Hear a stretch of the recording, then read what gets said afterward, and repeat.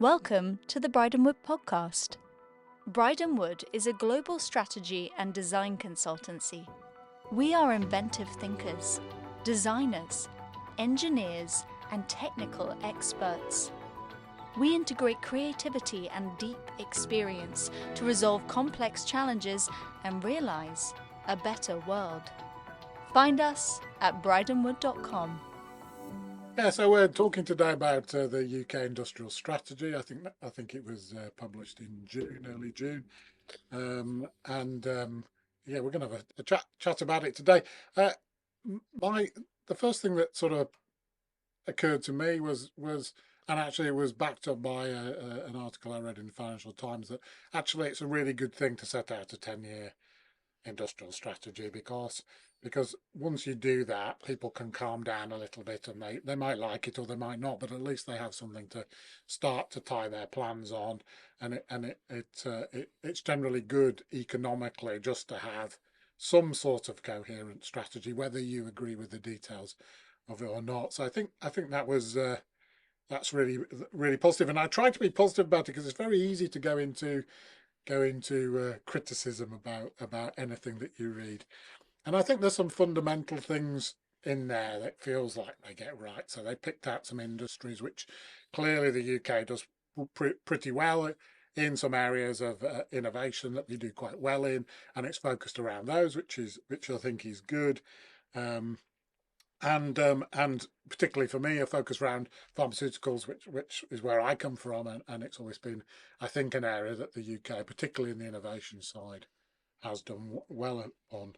I think more for me, though, is there's some underlying real strengths in the way that it thinks about the problem as being a system problem. So it talks a lot about networks and links and supply chains and clusters, rather than thinking about individual objects or individual levers to pull, which I think is actually quite sophisticated thinking underneath the whole thing.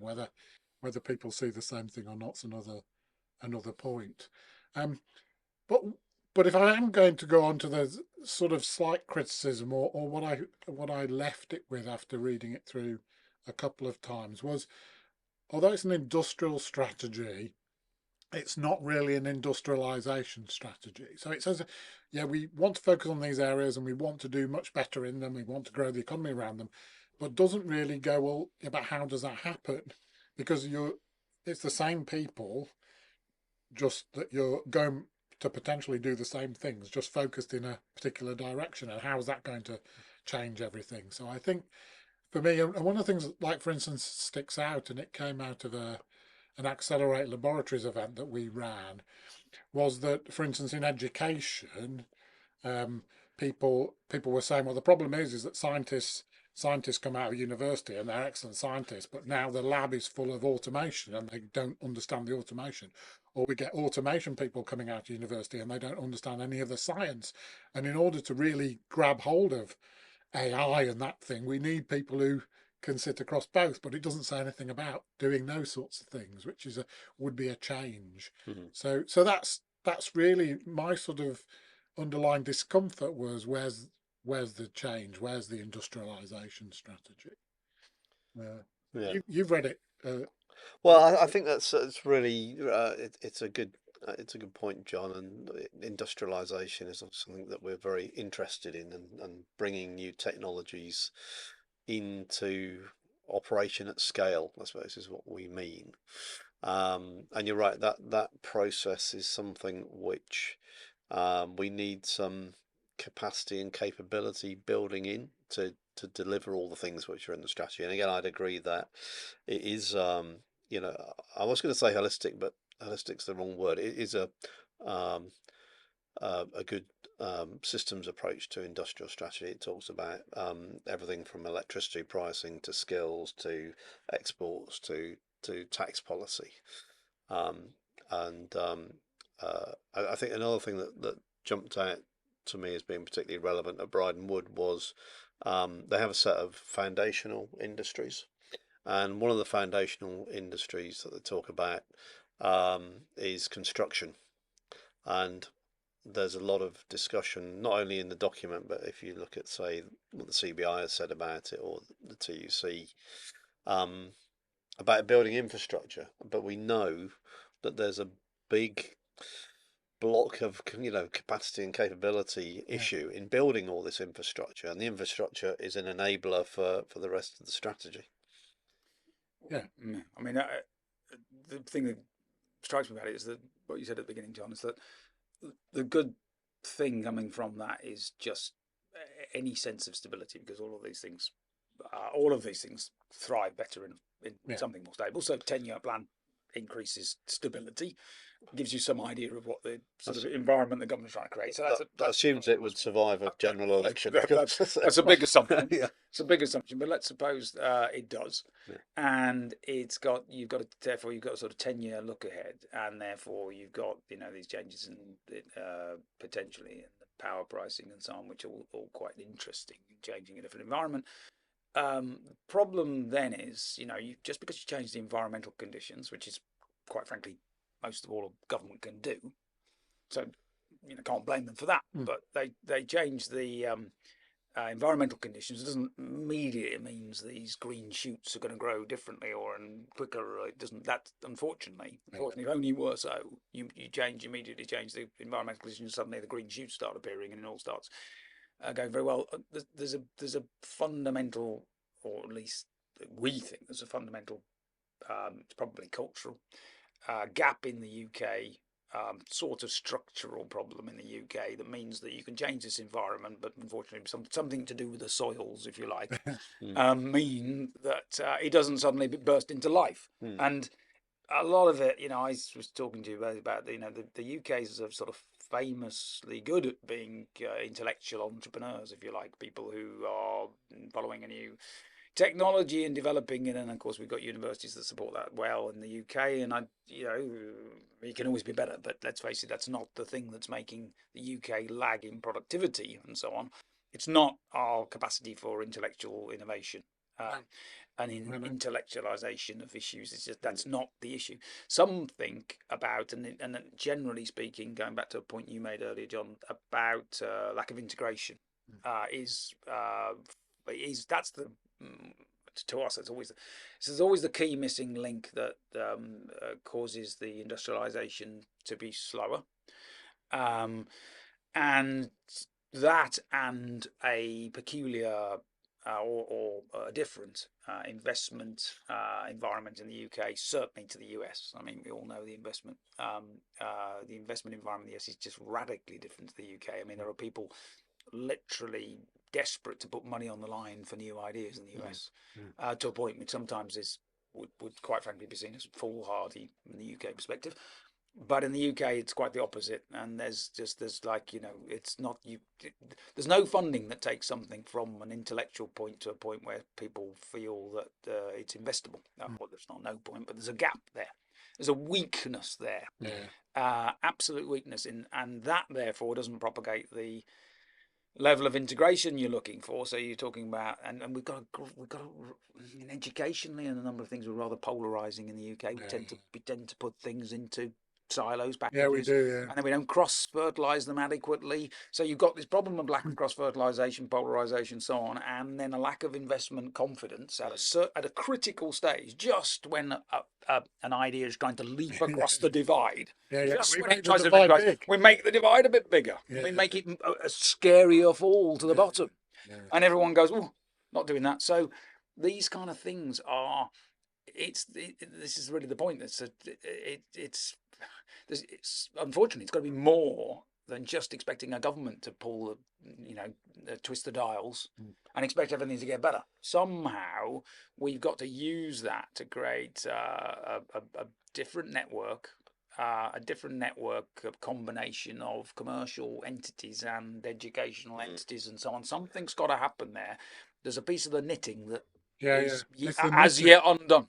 There's there is in the industrial strategy do talk about an investment sort of framework, bringing in the British Business Bank and various things, which is good. And they also talk about the really focusing on locations as Yeah. clusters for different industries, and I think there's lots of academic research that says that those sort of clusters work well. So Yeah, that makes sense. they do. Does it? I couldn't read where it was then thinking about linking those clusters up, Yeah, and I felt that yeah. was a bit missing Yeah. in that joining the Good dots. dots. All the time that we tend to focus, so clusters great, but then we tend to make that an entity and silo that cluster. Yeah, they can Whereas- start to whereas fight I- against, so I was thinking- against each other. So. We love things we can see as a singularity. Pharmaceutically, Yeah, you know, you've human got nature, some so. clusters, but if you join those up, you'd have some great manufacturing clusters Yeah. with and also R&D clusters, and if you looked at the links between those clusters, then I guess Yeah. one of the other problems in the UK is that the whole structure of the UK is such a primate city country. It doesn't work necessarily as well as it does in a federal no. nation where you've got equal investment happening in, for example, German cities. You may have a similar investment happening in Cologne as you do in Frankfurt. You're doing UK.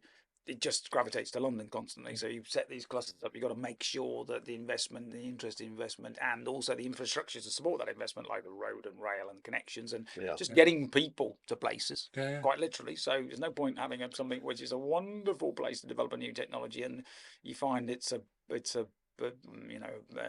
no train station, there's bad service, it's too far, all those kind of things. That we've got to put the clusters in the right place, and we've got to support them with the investments and the infrastructure if possible. Of course, that's not an overnight thing. That's perhaps more about how you design the network in the first place, given what the UK is to start with. I'm just suggesting it doesn't have fundamentally the shape that a lot of other countries that achieve higher productivity. It's a very non-federal country, England. I guess that's changed over time, because you could argue that a lack of industrial strategy has meant that it's just been become more and more a service-based London Southwest East focused. Yeah, does that talk about industrialisation? Well, it doesn't, does it? It talks about look at the industrialised centres during the Industrial Revolution. They weren't we're in London then, and we need to rediscover some of our sort of zeal for industrialisation that we led the world with. So I'm sounding a little like a telegraph reader here, but. There is a link, I think, to they do mention it in the report to English devolution.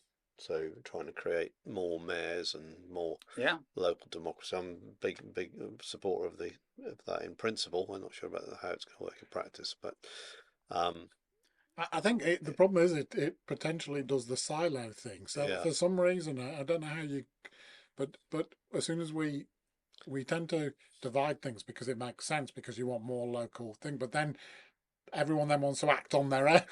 And they become fighting one another rather than going, isn't this great? We could form a network which makes us locally accountable and more powerful together, and we don't seem to do that. I guess so. As long I think the first step though is to actually increase those levels of regional identity, which I think the mayor. I mean, look, Andy Burnham. I mean, let's face it. He's as a spokesman, whatever political persuasion is, as a spokesman for Manchester, he's strong. And even these weird, people don't think these things can be affected. It's like the status quo will prevail, but just the moving of the BBC studios to Keys. That lots of people talking with a different accent on the TV every day. I mean, that's actually it's been actually quite a radical transformation, oddly enough. And guess what? Andy Burnham pops up more than any other local. He is in the neighbourhood. So suddenly Manchester's got a voice that it didn't have before. So these things really do matter and really do happen. And I think that's, unfortunately, I think asking them that to happen at the same time of a balanced network of occurring is perhaps too ambitious. Let's get these regional hubs to be to have a stronger voice to begin with, higher level of investment. And Birmingham was much stronger, obviously, in the last few years. I mean, well, indeed, and being from Birmingham, more power to that. But it's I think that's going to be part of the solution. But simply we do have still a lack of connection between educational institutions, universities, fundamentally, Yeah. and industry. I know this is one of the oldest things in the world, but it's just different to the US. I mean, the US expects MIT, Stanford, these kind of universities expect startups to be appearing out of their ranks. It's not like a well, what's our alumni like, or isn't it marvelous how they've done? It's an expectation that there will be startups appearing every year. It's like something the university needs to happen on a regular basis, and I just don't feel that's the case with some of the UK institutions. I think there's certainly a section in the report on skills, and we have this strange dichotomy of there's a political imperative to create what they call good jobs, and again the TUC's got something to say about what they mean by that. But then if you listen to industry, there's a constant and chronic skills shortage, and these things to me don't connect very well. So there's something broken with the education system that doesn't, and maybe not. We're not just talking about children's education, but particularly the adult workforce. About how do you connect this sort of lack of work with lack of skills? Do you pick up sort of a class system in skills still there? That there's sort of two-dimensional view of education. You either go to university and get a degree and a part of academia, or you're in work and you're trained in some skills. And there doesn't seem to be anything joining those two. It seems to be that's as old as the hills. Yeah. I mean, honestly, that's But rooted somewhere. The report, that language. It's almost pre-Second World War structure we're talking about here. I mean, it still persists. I mean, I remember, I went to a comprehensive school, but it was a secondary modern before it was made into a comprehensive school, and it was a great place to learn how to do metal work, or to cook, or to do needlework, or to do because basically half the school was given over to trades, and that there's something of that culture still coming through. And that lack of integration, as you say, because in order to industrialize it, you need to integrate the academia and the skills somehow in this big middle ground, because that's where industrialization happens, in the middle ground. It doesn't happen up here or down here, it happens in the middle. No, absolutely. So basically, the crux of I think what we're getting at here is the industrial strategy's good start, in good attempt, good level attempt at stability and clarity, I suppose.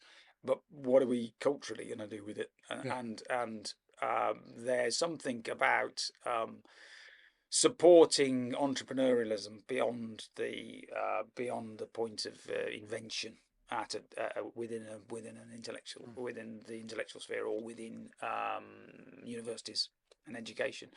And it's a really tough thing to take a technology from inception through to rollout.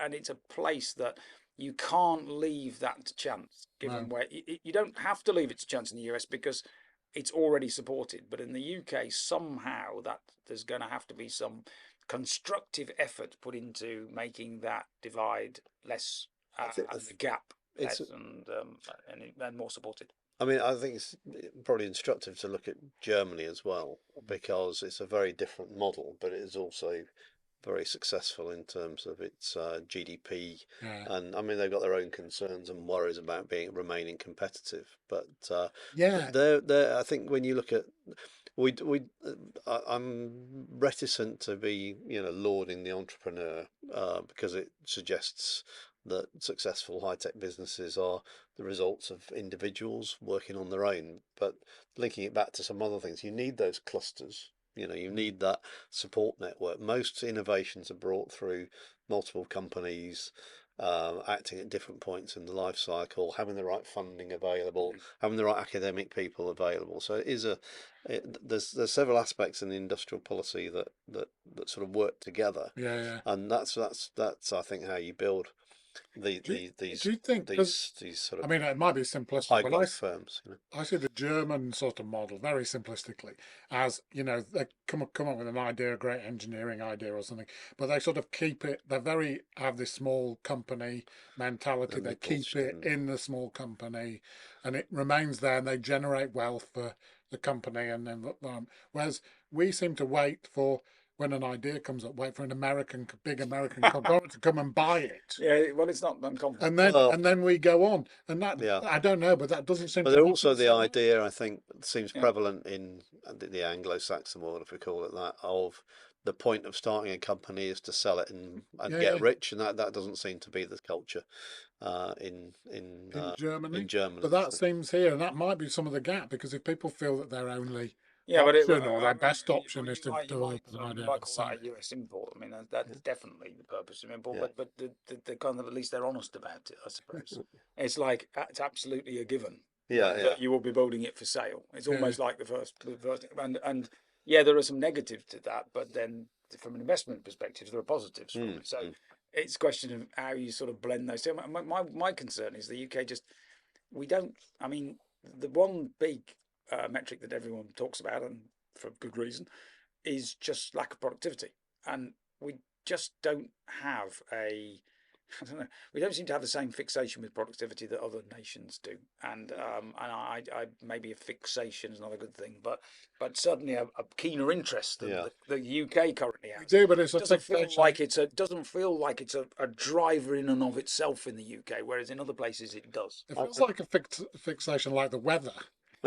So yeah, we have rainy weather here, but we can't do a lot about it. Well, It feels like that's what the fixation. We always talk foisted about upon us. it. Lack of productivity is something we just can't do anything about. There's an It's just a interesting, UK thing, you know. Yeah, again in the report, there's some sobering facts about the UK's uptake of AI technology and robotics. Really bad, and SMEs, so small and medium-sized enterprises, are really bad. So is my Just about the worst it could be. Yeah, Exactly so where you want the uptake to be. 11th in the OECD or something like that. So What's fundamentally changed since the Industrial Revolution, when we were right at the beginning of taking on new technology? it's first mover disadvantage. Look, we invented the forge 200 or 300 years ago. What's wrong with the spinning jenny? Yeah. Why won't that survive today? But there was something then that we wanted to take on new technologies and become more efficient. Arguably, though, we seem. But were those people, the people that drove the Industrial Revolution, this is probably getting a bit irrelevant time-wise, were they actual rebels and disruptors, rather than being mainstream part of British society? Well, anyway, I don't know that. The answer to that's a tricky question for the day. Is it because we became really rich, and then because it did? I was thinking, reducing energy prices, for industries like surely that's a good thing, because it makes more competitive. But then you go, actually, sometimes, an economical imperative really makes you think about your business and make it more efficient and productive. And did we just become, because we became very wealthy because we went through the industrialization process first, that then we went, we don't need to bother anymore. There's always a cyclical nature to this. I always think all companies and nations are no different. They live on their legacy for a period. So you see a successful company brand, a successful brand, it's always the same. Builds itself up over a period of time by being a leader, by being an innovator, by increasing productivity, by doing all these things. And then it goes into a phase where it starts to spend its legacy. It can get away with being underperforming, quite frankly, because it's got this leadership and of course it's a malaise, really. And there's it's exactly what's happened in many nations. And I think, again, I'm going to sound like I'm from a political persuasion I don't want to sound like from, but there is a malaise at the moment, and there needs to somehow be it's like, it almost ties into this post-pandemic lack of productivity, where everyone's decided to reappraise their life and decide that work is perhaps not what they're most interested in, and so on and so forth. I just think we've got to come to terms with ourselves as a society and decide, what level of per capita income we want, relative to the amount of effort we put in, and quite frankly, there's a mismatch at the moment. Everybody can see that, and everybody can see the current government with an impossible economic balance to create. And it's partly because expectations and on those are just misaligned at the moment. And I think if we don't get that sense of having to create, be more industrialize, be more industrious, use our thinking, convert it for the benefit of the UK. It's not all about the UK, but convert it for the benefit of the UK. Then this malaise is going to continue to affect us in a global perspective. We're going to continue to fall behind. But I'd say it's a danger of a sort of pull your socks up type exaltation. I realise the danger of what I'm saying. The other side of I say it, but I still kind of feel it. You know? The other side of that, though, I think, Adrian, was I felt that what it lacked was a vision and actually something visual to say what the UK could be like. Yeah. And it was very verbose, and of course it says lots of words, but these words are used all the time, so they really have no meaning anymore. But I felt that it needed something, a picture, thing to set up there, because I think it is a pull your socks up, but you can pull your socks up in a very positive way. Well, what I was you need to pull your socks. It's characteristic, isn't it? Really, where's the vision? Where's the carrot rather than the well, you're just a bunch of wasters. Well, I was just going to say, coming back to pulling some threads of our discussion together, is if you can get the somehow you've got to help people to support that economic growth by getting the skills in place and giving people an active role in building those things. Again, get away from the idea of the lone entrepreneur and his set of sort of drones supporting him. It's not that. It's to have a high skills economy, you've got to have all those levels of craft and the apprenticeships and the degrees and the PhDs. All those people have got a role to play, and I think if you look at those clusters in other countries, people can keep in the same high-tech sort of or high skills roles but move companies. Silicon Valley, for instance, you might change jobs pretty frequently, but you can, it doesn't really matter because there's usually another job in that sector. So somehow it's creating a body of people who can contribute to it in different ways. That's the route to the pulling up your socks. I think so. Yeah, coming back to that point, I think the piece is how does it all fit together? How do you make it fit together? How do you, in your language, Martin, knit it together? And it's the knitting that's the really important part of this. Yeah. And I think there's something that we need to work on. This is a great thing. Who are we? We need to work on. Yeah. But one thing that concerns me about this, I think it's a quite a high-minded exercise in the paper, and one of the questions is who's it communicating with? Who's getting what from this document? Because as you said, lacks a sort of vision, immediacy that's something that grabs you, I guess. Inevitable, really, in a document like this. So the question is who's actually listening, who's actually interested, and I think I go back to what we said. For me, is what we said at the beginning. Something about the mechanism between commerce and education and investment. They're like those three spotlights you see at the beginning of a movie, or when are they coming together on the same place? And at the moment, they're misaligned. They're not. They're just not concentrated on the same zone at the moment. And I think if there could be some alignment of those, and that doesn't, it can't be all governmental. It can be encouraged by government, but it can certainly be commerce, education institutions, and perhaps most importantly, the world of investment finance, funding, venture capitalism.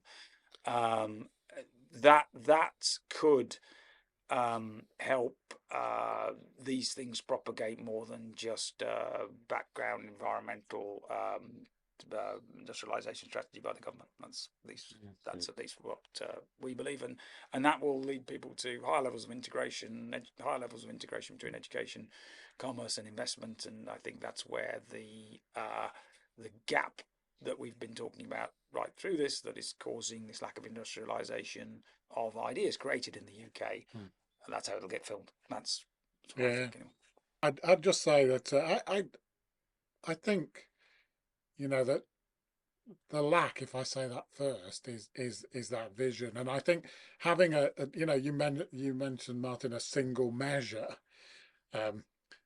which I think would, there's a lot of theory that'd be very valuable. So if you just said, look, GDP to person is a great measure and we should look at that, because by doing that we'll pay for the NHS. By doing that we will be able to be sustainable in a way, but we need to do that in order to pay for these things that we all want. So I think that would be, for me, a compelling message. But with that, the vision of what it could be like, and then really talking about the integration and really focusing. And I think those sort of three areas of academia, sort of business, and funding and commerce would be really important to at that sort of vision level, because it dives into a bit too much detail, and then you get lost in lots of words. So I think that's what's missing. But I think the integration is probably the biggest I'd add message.